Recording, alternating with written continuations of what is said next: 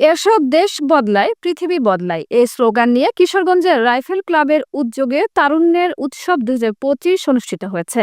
দিবসটি উপলক্ষে সকালে জেলা প্রশাসকের কার্যালয়ের সামনে থেকে একটি বর্ণাঢ্য র্যালি বের হয়ে শহরের প্রধান প্রধান সড়ক প্রদক্ষিণ করে জেলা রাইফেল ক্লাব প্রাঙ্গণে এসে শেষ হয়। র্যালিতে জেলা প্রশাসক ফৌজিয়া খান, অতিরিক্ত জেলা প্রশাসক মিজাবের আহমদ, অতিরিক্ত পুলিশ সুপার মুকিত সরকার, জেলা রাইফেল ক্লাবের সাধারণ সম্পাদক অ্যাডভোকেট মাহমুদুল ইসলাম জানু, জেলা জামাতে ইসলামী আমির অধ্যাপক রমজান আলী, মুক্তিযোদ্ধা চলাকালীন কোম্পানির কমান্ডার মাহবুবুল আলম প্রমুখ উপস্থিত ছিলেন। র্যালি শেষে আলোচনা সভা ও শুটিং প্রতিযোগিতা হয়। শুটিং প্রতিযোগিতায় বিজয়ীদের মাঝে পুরস্কার বিতরণ করা হয়। কিশোরগঞ্জে শুরু হয়েছে বাণিজ্য মেলা। শহরের শহীদ সৈয়দ নজরুল ইসলাম আউটার স্টেডিয়ামে এই মেলা অনুষ্ঠিত হচ্ছে। এই মেলার আয়োজন করেছে Kishoreganj chamber of commerce and industry.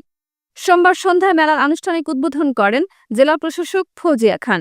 Kishoreganj chamber of commerce and industry সভাপতি কে মুজিবুর রহমান বেলাল এতে সভাপতিত্ব করেন।